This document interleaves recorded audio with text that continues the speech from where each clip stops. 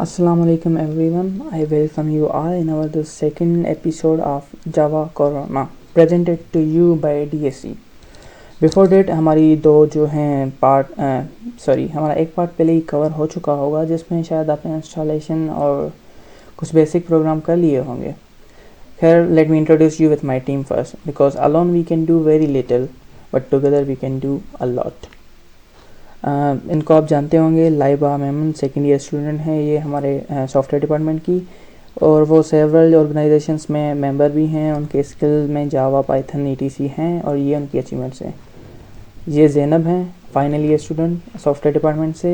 ये vice chair हैं IEEE chapter की. उसके अलावा ये एक्सपर्ट टीम की मेंबर भी हैं और इनके स्किल्स जावा एंड्रॉयड पाइथन ईटीसी हैं. इन दोनों से आप मिल चुके होंगे आई गेस. इन दोनों ने आपको इंस्टॉलेशन वगैरह का कॉन्सेप्ट दे दिया होगा. अब ये आपका भाई, मतलब ये मैं हूँ असद अली जोतई. I am third year student software department obviously. I am expert at DSC. उसके अलावा आपने मुझे मतलब कैमरा मेरे हाथ में ज़्यादा देखी होगी as compared to laptop, but I know programming very well and I am good at it. I am runner up at several programming competitions, always a runner up. खैर मेरे बाद जो है आपका एक ऑसम सेशन होने वाला है JFrame एंड GUI पे, जो फातिमा करेंगी cover. Fatima is second year student software department obviously. Well let's get started. Episode 2 में हम ऑब्जेक्ट ओरिएंटेड प्रोग्रामिंग के कॉन्सेप्ट जो हैं वो कवर करेंगे. ऑब्जेक्ट ओरिएंटेड प्रोग्रामिंग और प्रोसीजरल प्रोग्रामिंग क्या होती है? फर्स्ट ऑफ ऑल आपने C++ पढ़ी होगी. तो जो C++ है हमारी, उसमें प्रोसीजरल प्रोग्रामिंग होती है. अब प्रोसीजरल प्रोग्रामिंग से क्या मुराद? प्रोसीजरल कुछ इस तरह की होती है, मतलब जो आप कोड करते हैं वो सिक्वेंशियल आर्डर में होता है, उसका फ्लो सिक्वेंशियल होता है, लाइन बाय लाइन कोड होता है. फॉर एग्जांपल अगर आप कोई ऐसा प्रोग्राम बना रहे हैं जो 2 नंबर की एडिशन कर रहा है सिंपली, तो आप इस तरह से कोड करेंगे लाइक दिस. ये क्लास है टेस्ट क्लास और ये हमारा मेन मेथड. आपको पता ही होगा जो हमारी कोडिंग होती है वो उसकी एग्जीक्यूशन मेन मेथड से शुरू होती है. जब हम कोई भी चीज़ एग्जीक्यूट करते हैं तो हम मेन मेथड से उसकी एग्जीक्यूशन शुरू करते हैं. तो मेन मेथड में मैंने सबसे पहले एक स्कैनर बनाया हुआ है. Scanner is use to get input from user. उसके अलावा मैंने एक ये स्टेटमेंट लिखी है हेलो DSCians. उसके बाद let's do some of 2 numbers और मैं यूज़र को बता रहा हूँ कि इंटर नंबर 1. उसके बाद मैं इनपुट ले रहा हूँ नंबर का एंड फिर I am saying inter number 2 और फिर मैंने उसका इनपुट लिया और बाद में मैंने उसको सम रिटर्न कर दिया. तो ये जो इस टाइप की प्रोग्रामिंग होती है लाइन बाय लाइन, उसको हम कहते हैं प्रोसीजरल प्रोग्रामिंग. इसके अलावा दूसरा हमारे पास जो कॉन्सेप्ट होता है वो होता है ऑब्जेक्ट ओरिएंटेड प्रोग्रामिंग का. अब जो ऑब्जेक्ट ओरिएंटेड प्रोग्रामिंग है उसका ये मतलब है कि आपके इर्द गिर्द जो भी चीज़ें हैं उन सब को आप एज एन ऑब्जेक्ट परसीव करें. ऑब्जेक्ट कैसे? फॉर एग्जांपल अगर आप प्रोग्रामिंग में कोई आपको ऐसा टास्क मिला है मैनेजमेंट रिलेटेड का, आप कोई सॉफ्टवेयर बनाना चाह रहे हैं मैनेजमेंट सिस्टम का, तो आप उस मैनेजमेंट में आपके पास जितनी भी चीज़ें होंगी आप सबको एज एन ऑब्जेक्ट परसीव करेंगे. फॉर एग्जांपल अगर आपका हॉस्पिटल मैनेजमेंट सिस्टम है तो उसमें पेशेंट, डॉक्टर्स, उनकी रिकॉर्ड्स, उन सबको एज एन ऑब्जेक्ट परसीव करेंगे, उनका एक ऑब्जेक्ट बनाएंगे. फॉर एग्जांपल अगर आप जिस रूम में बैठे हैं इस वक्त, तो आपके सराउंडिंग में कितनी चीज़ें हैं, विंडो होगी, टेलीविज़न होगी, डोर होगी, उन सारी चीज़ों को आप एज एन ऑब्जेक्ट परसीव करेंगे ऑब्जेक्ट ओरिएंटेड प्रोग्रामिंग में, और उनके हिसाब से आप कोडिंग करेंगे. अब ऑब्जेक्ट की फिज़िक्स में हमने ऑब्जेक्ट पढ़ा है. फिज़िक्स में ये होता है कि anything under consideration is known as an object. जिस चीज़ पर आपकी कंसिडरेशन हो उसको हम ऑब्जेक्ट कहेंगे और उसके इर्द गिर्द जो भी होता है वो उसकी सराउंडिंग होती है. अब ऑब्जेक्ट की कंसिडरेशन में हम ऑब्जेक्ट की कौन सी चीज़ें देखते हैं? एक ऑब्जेक्ट की हमारे पास डिफरेंट प्रॉपर्टीज़ होती हैं और उसके कई ज़्यादा एट्रीब्यूट्स होते हैं. खैर हम ऑब्जेक्ट से पहले ये बता दूँ आपको कि ऊप क्यों ज़रूरी है. अब ऊप इसलिए ज़रूरी है क्योंकि आप जब ग्रेजुएट हो जाएंगे 4 सालों के बाद, तो आप कहीं पे भी चले जाएं, किसी भी इंटरव्यू में चले जाएं, सबसे जो पहला सवाल होगा वो यही सवाल होगा कि व्हाट इज़ ऊप. और आप अगर ये कहेंगे कि जब भी मुझे चोट लगती है मैं कहता हूँ ऊप्स, तो वो कहेंगे बेटा चले जाओ और दोबारा कभी मत आना. ऊप is essential for any interview. कहीं पे भी जाओगे आपसे ऊप से लाजमी सवाल किए जाएंगे, तो ऊप ज़रूरी है. मतलब अब ऑब्जेक्ट ओरिएंटेड प्रोग्रामिंग में हमारे पास डिफरेंट कॉन्सेप्ट आते हैं. Class and object, inheritance, encapsulation, polymorphism and abstraction. ये सारे हम पढ़ेंगे इस वीडियो में. This is going to take a lot of time, so let's get started. Number 1, class and object. Class and object क्या होते हैं? ऑब्जेक्ट का मैं जिक्र कर रहा था कि जो भी चीज़ होगी आप उसको रियल लाइफ की जो भी एंटिटी होगी उसको आप परसीव करेंगे एज एन ऑब्जेक्ट कोडिंग में। अब क्लास क्या होती है, अब मुझे ये बताएं कि आप अगर घर बनवाना चाह रहे हैं अपना, तो सबसे पहले क्या करते हैं, आप एक ब्लूप्रिंट बनाते हैं घर का। वो ब्लूप्रिंट क्या होता है, वो रियल में एग्जिस्ट नहीं करता, लेकिन वो एक सोच होती है आपकी, वो पूरी आपकी एक इमेजिनेशन होती है कि आपका घर इस तरह का होगा, उसमें इतने रूम्स होंगे, उतने उसमें ये बात होगा या नहीं होगा, अटैच बात होंगे नहीं होंगे, उसमें डक होगा, गैरेज होगा या नहीं होगा, उसकी एरिया कितनी होगी। ये जो भी आप चीज़ें कर रहे हैं कंज्यूम, या जो भी आप ये इमेजिन कर रहे हैं, ये सारी चीज़ें इमेजिनेशन है, रियल में एग्जिस्ट नहीं करते अभी तक ये सिर्फ एक ब्लूप्रिंट है। तो क्लास का एग्जांपल यही होता है, क्लास यही होता है कि class is a blueprint of an object. मतलब ऑब्जेक्ट जो है वो हमारे पास एक रियल एंटिटी हो गई। जैसे घर का स्केच तो है हमारे पास ब्लूप्रिंट, लेकिन अब अगर हमारा घर बन गया, फिजिकली एग्जिस्ट करता है, तो हम उस घर को ऑब्जेक्ट कहेंगे।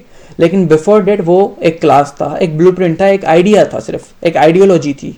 तो class is something date does not exist physically. Programming में भी वो एग्जिस्ट नहीं करती, वो कोई मेमोरी एक्यूपाई नहीं करती जब तक उस क्लास का आप एक ऑब्जेक्ट क्यों ना बनाएं।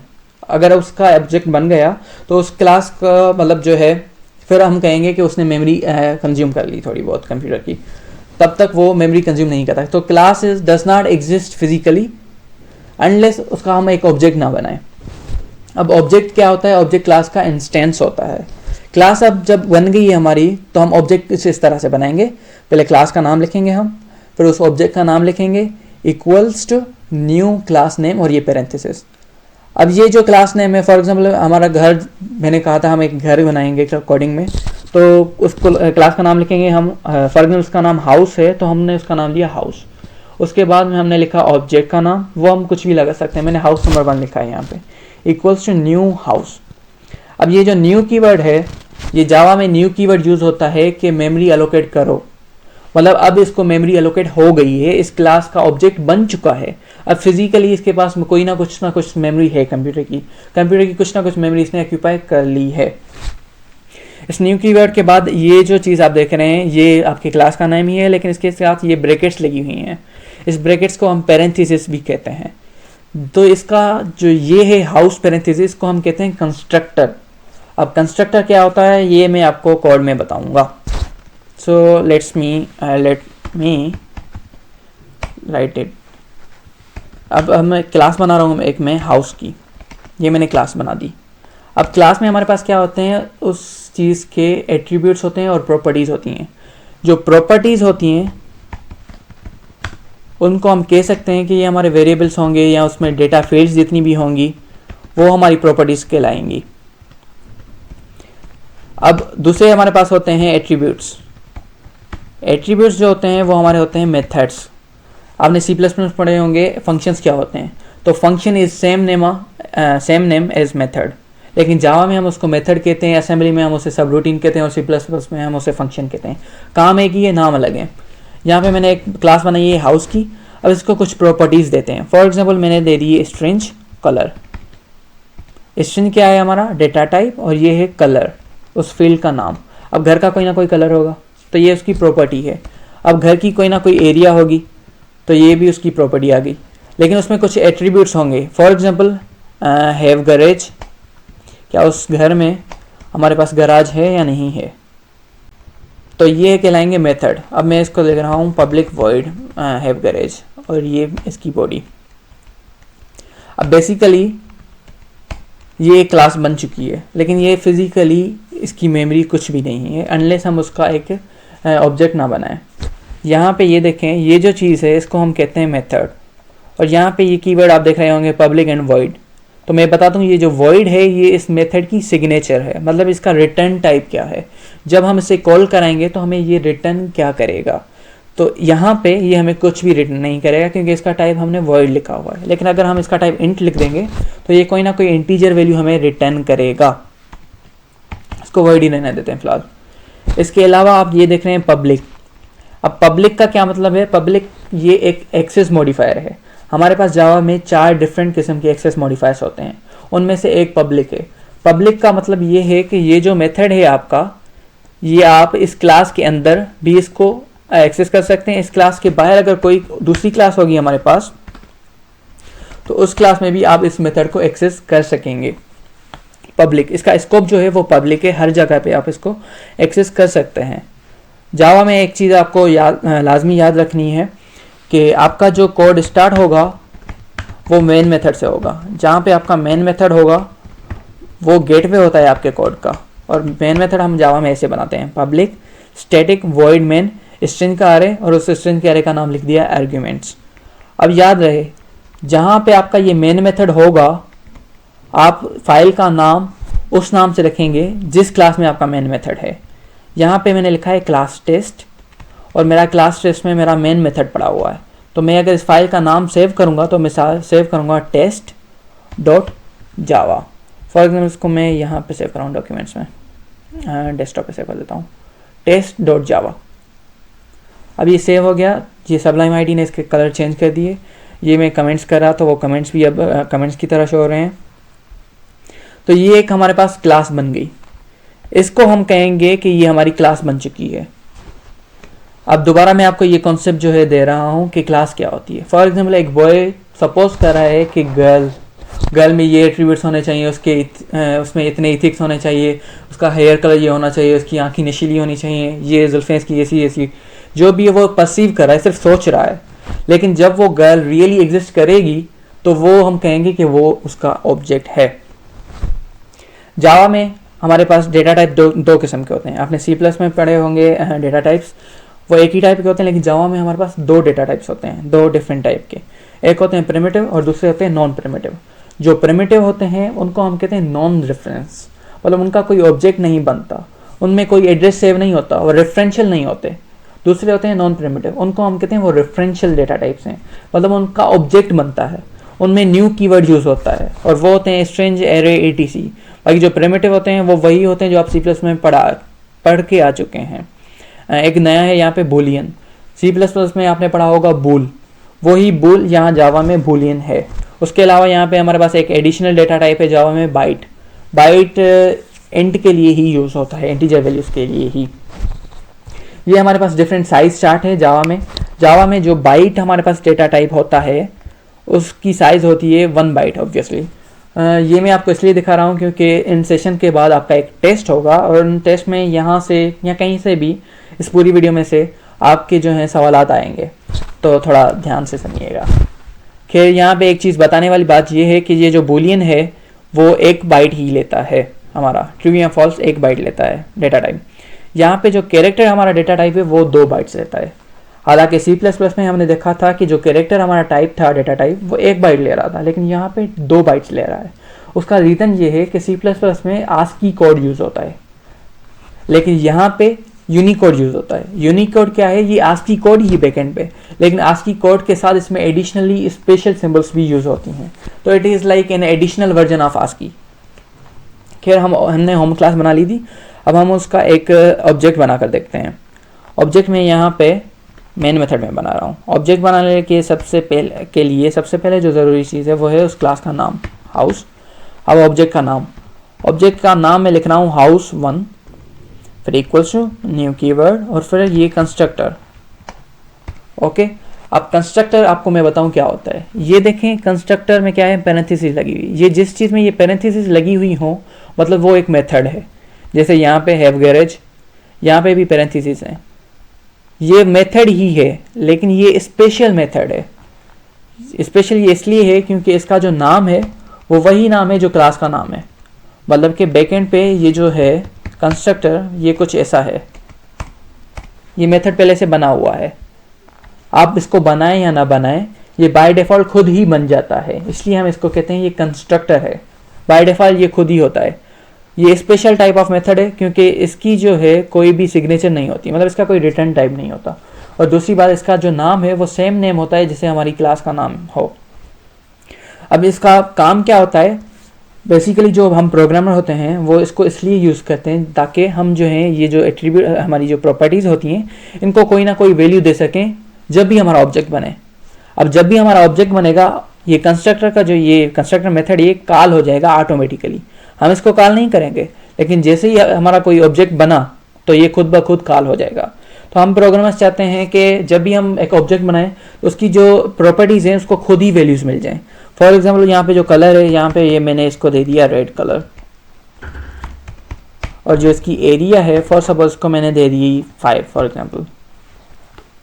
तो जैसे ही अब ये ऑब्जेक्ट मेरे पास बन गया तो इसमें ये इस ऑब्जेक्ट में जो ये प्रॉपर्टीज़ हैं कलर और एरिया, इसको ये वैल्यूज़ असाइन हो गई, इसको ये वैल्यूज़ मिल गई। रेड इसका कलर मिल गया उसे और इसकी एरिया मिल गई 5। अब हम देखते हैं कि ये इनको वाकई ये कलर और मतलब ये एरिया और उसके कलर एट्रीब्यूट्स में ये वैल्यू असाइन हुई है या नहीं। अब इनको एक्सेस कैसे किया जाए, एक ऑब्जेक्ट के प्रॉपर्टीज़ को या मेथड्स को हम एक्सेस कैसे करें। इनको एक्सेस करने के लिए हम यूज़ करते हैं डॉट ऑपरेटर। C++ में हम यूज़ करते थे एरो ऑपरेटर, लेकिन जावा में हम यूज़ करेंगे डॉट ऑपरेटर। कैसे, हमने ऑब्जेक्ट का नाम लिखा, फिर डॉट उस प्रॉपर्टी का नाम लिखेंगे या उस मेथड का नाम, तो वो हमें एक्सेस कर सकेंगे इजीली। ऐसे जैसे यहाँ पे मैं एक्सेस कर रहा हूँ हाउस1 डॉट और मैं सर्च कर रहा हूँ एक्सेस कर रहा हूँ कलर को। अब मेरे पास ये कलर मतलब हमें इंफॉर्मेशन मिलनी चाहिए कि ये कलर कौन सा है, लेकिन मैं इस स्टेटमेंट को प्रिंट नहीं करवा रहा। प्रिंट करवाने के लिए मैं लिखूँगा strum.out.println house1.color। अब मेरे पास जब इसको मैं कंपाइल और रन करूँगा तो मेरे पास शो होना चाहिए कि ये हाउस का है इसका कलर रेड है। कंपाइल करते हैं। कंपाइल करने के लिए मैं cmd यूज़ कर रहा हूँ, बल्कि टर्मिनेटर यहाँ पे यूज़ कर रहा हूँ मैं। डॉक्यूमेंट्स आई थिंक मेरा जो है वो डेस्कटॉप पे ही था फाइल के। लेट इट बी क्वाइट, मुझे हालांकि नहीं आ रहा लिनक्स चलाना अभी तक, सॉरी। कंपाइल करने के लिए हम क्या करेंगे, पहले तो हम डेस्कटॉप पे जाएंगे जहाँ पे हमारी वो फाइल पड़ी है।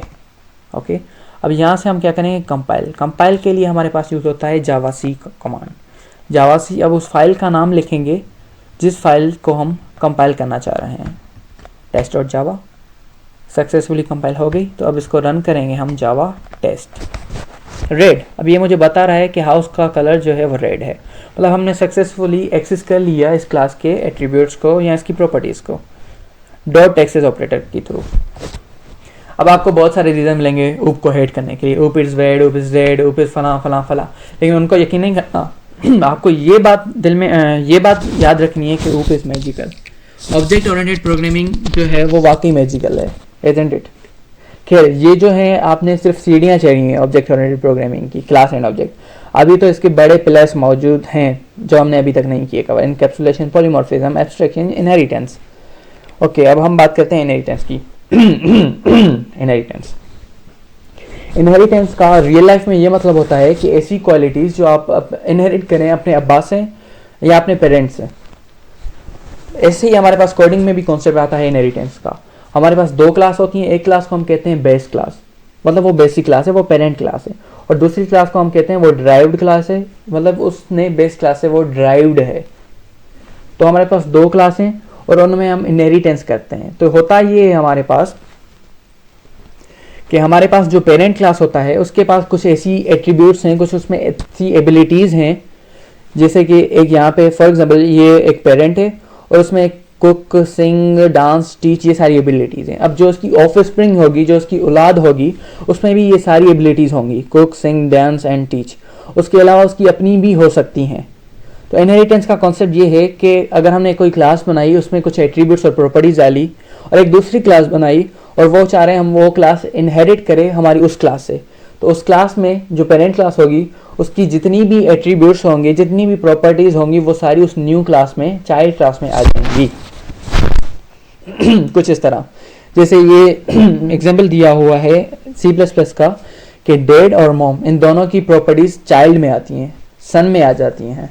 इसी तरह से जो है सिंगल इनहेरिटेंस, हम कहते हैं सिंगल इनहेरिटेंस को इस तरह से कि आपका पेरेंट है वो क्लास ए है, उसकी सारी प्रॉपर्टीज़, उसके सारे एट्रीब्यूट्स दूसरी क्लास में आ रहे हैं, चाइल्ड क्लास में, सन क्लास में, या उसको हम ड्राइव्ड क्लास कहते हैं। तो इस कॉन्सेप्ट को कहते हैं हम इनहेरिटेंस। कोड में देखते हैं इस कॉन्सेप्ट को। यहाँ पे मैं एक क्लास बना रहा हूँ, क्लास पेरेंट। अब पेरेंट में क्या है, कुछ ऐसी हमारे पास एबिलिटीज़ हैं, या हम कहते हैं ऐसी हमारे पास प्रॉपर्टीज़ हैं, लाइक ईट, मूवमेंट, ये वो प्रॉपर्टीज़ हैं जो हमारे पेरेंट्स में हैं। अब एक और दूसरी क्लास बना दी मैंने, क्लास चाइल्ड, और मैंने कीवर्ड यहाँ पे यूज़ कर रहा हूँ एक्सटेंड्स, और मैंने यहाँ पे लिख दिया पेरेंट। अब इसका मतलब है यहाँ पे मैं इनहेरिट कर रहा हूँ। एक्सटेंड कीवर्ड यूज़ होता है इनहेरिटेंस के लिए। मैं इनहेरिट कर रहा हूँ चाइल्ड क्लास में वो सारी प्रॉपर्टीज जो पेरेंट क्लास में हैं। मतलब ये जो दो मेथड यहाँ पे बने हुए हैं, बजाय मैं इनको यहाँ पे दोबारा लिखूँ, ये मेरे पास ऑलरेडी आ चुके हैं। अब इसको टेस्ट करते हैं कैसे। मैं एक और तीसरी क्लास बना रहा हूँ टेस्ट इनहेरिटेंस के नाम से। इस नाम को मैंने कॉपी कर लिया ताकि मैं फाइल का नाम इसी से सेव करूँ, क्योंकि मैं अपना मेन मेथड जो है वो इस क्लास में बना रहा हूँ।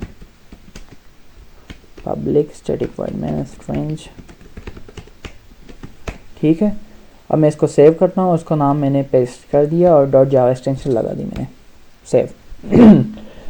अब मैं टेस्ट करना चाहता हूँ कि ये जो मेथड हैं ये वाकई मेरे इस क्लास में आए या नहीं, मतलब इनहेरिटेंस मेरी हुई या नहीं हुई। ये जो वॉइड लिखा है मैंने वॉइड ईट, इसके यहाँ मैं लिख देता हूँ system dot out dot print L N parent eats. अब मैं क्या कर रहा हूँ, यहाँ पे एक चाइल्ड क्लास का ऑब्जेक्ट बनाता हूँ चाइल्ड, और चाइल्ड का ऑब्जेक्ट मैंने चाइल्ड ही लिखा, इक्वल्स टू न्यू चाइल्ड का कंस्ट्रक्टर कॉल हो गया। अब होना ये चाहिए जैसे ही मैं चाइल्ड डॉट ईट ये मेथड कॉल करूँ तो मुझे एरर नहीं आना चाहिए, क्योंकि ये जो मेथड है ये मेरे पेरेंट क्लास में है और मैंने वहाँ से इनहेरिट किया है, मैंने वहाँ से वो चोरी किया है फॉर एग्जांपल, या वहाँ से मैंने बोरो किया है। तो मुझे एरर नहीं आना चाहिए, बल्कि मुझे एक ये मैसेज शो होना चाहिए, ये मैसेज शो होना चाहिए कि पेरेंट ईट्स। कंपाइल करके देखता हूँ मैं इसको। Java C test inheritance dot Java, okay, Java test inheritance. What happened just here? Java test inheritance. एक minute, why is this showing me this message? Class parent, class child, extend parent. अच्छा हाँ, child equals new child child dot eat, क्योंकि ये method जो है मैंने public नहीं किया। इसको मैं पब्लिक कर देता हूँ और फिर मैं करता हूँ इसको कंपाइल और इसको मैंने किया रन। अब ये आ रहा है पेरेंट ईट्स। पहले जो मसला हो रहा था वो ये हो रहा था कि मैंने यहाँ पे पब्लिक यूज़ नहीं किया था। पब्लिक ये हमारे पास एक्सेस मॉडिफायर होता है, जैसे यहाँ पे स्टैटिक मेथड इस मेन मेथड में है। अब पब्लिक का मतलब ये है, फ़र्ज़ करें कि मेरा जो अब्बा है उसमें कुछ बैड क्वालिटीज़ हैं, फॉर एग्जांपल वो स्मोकिंग करता है, तो वो नहीं चाहेगा कि मेरे चाइल्ड में वो वाली गंदी हैबिट्स आएँ। तो वो मेरा पेरेंट क्या करेगा, उन हैबिट्स को मेरा या हमारे जो पेरेंट्स होते हैं वो उन मेथड्स को प्राइवेट या डिफ़ॉल्ट कर देते हैं। Private void smoking for example ये एक मेथड है, ये एक एट्रीब्यूट है हमारे पेरेंट का कि वो स्मोकिंग करते हैं, लेकिन वो हरगिज़ नहीं चाहते कि ये जो है एट्रीब्यूट उनके चाइल्ड में आए, तो उनको वो उन मेथड्स को वो प्राइवेट करेंगे। लेकिन जो मेथड हमारे पास पब्लिक होंगे वो मेथड चाइल्ड क्लास में आएंगे। ये होता है केस। अब यहाँ पे अगर मैं लिखूँ चाइल्ड डॉट स्मोकिंग तो ये मुझे एरर आना चाहिए। एरर इसलिए आएगा क्योंकि ये मेथड प्राइवेट है और ये चाइल्ड इनहेरिट नहीं करेगा।